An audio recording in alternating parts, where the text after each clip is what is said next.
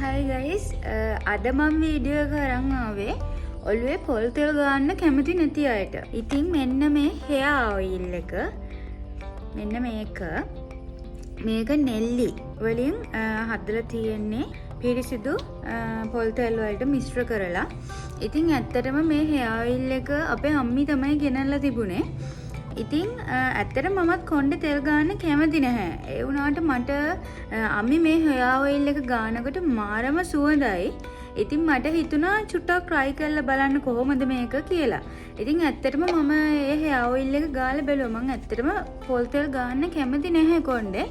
ඉතින් ඇත්තටම මේ oil එක මාරම සුවඳයි. ඔයාලා පාවිච්චි කරනවා නම් පාවිච්චි කරලා බලන්න. මේ තියෙන්නේ අනිත් බොටල් එක.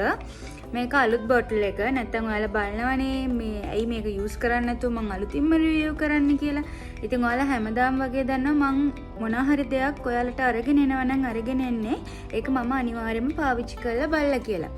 ඉතින් මේ තියෙන්නේ මේ දැනට පාවිච්චි කරගෙන යන hair oil එක. ඉතින් ඇත්තටම මේ oil එක මාරම සුවඳයි. කොණ්ඩේට මාරම හොඳයි. පොල් තෙල් පාවිච්චි කරන්න කැමති නැති කෙනෙක් ඉන්නවා නම් මං වගේ මේ hair oil එක try කරලා බලන්න. ඉතින් මට හිතෙනවා මේක ඇත්තටම හොඳයි කියලා කොණ්ඩේට. දැන් මං හිතන්නේ මේකේ මේ දෙවනි බොටල් එක වෙන්න ඕනේ යන්නේ. ඉතින් අම්මිමයි දෙන්නම පාවිච්චි කරනවා. ලොකු oily ගතියක් එන්නේ නැහැ. ඉතින් ඇත්තටම මේක පාවිච්චි කරලා බලනවා නම් ඔයාලට මේකෙන් ගන්න පුළුවන්. මේක ඉස්සොරි වලට හොඳයි කියලා තියෙනවා. ඉතින් මගේ ඔළුවෙත් ගොඩක් ඉස්සොරි තිබුණා. දැන් නම් ගොඩක් දුරට කන්ට්‍රෝල් වෙලා තියෙන්නේ. ඉතින් ඔයාලත් මේක try කරලා බලන්න අනිවාර්යයෙන්ම. try කරන කෙනෙක් ඉන්නවා නම් අනිවාර්යයෙන්ම comment එකක් දාන්න කියලා ආදරෙන් ඉල්ලනවා. මොකද මේ comment එක අපේ videos බලන අනිත් අයට ගොඩක් වැදගත් වෙන්න පුළුවන්. මොකද එක එක්කෙනාට මේ products පාවිච්චි කරද්දී වෙන result එක වෙනස් වෙනවා. තව කෙනෙක්ට හරියන එක තව කෙනෙක්ට හරියන්නේ නැති වෙන්න පුළුවන්. හැබැයි මම ගොඩාක් ගේන්නේ පොදුවේ ගොඩක් කට්ටිය පාවිච්චි කරන දේවල්.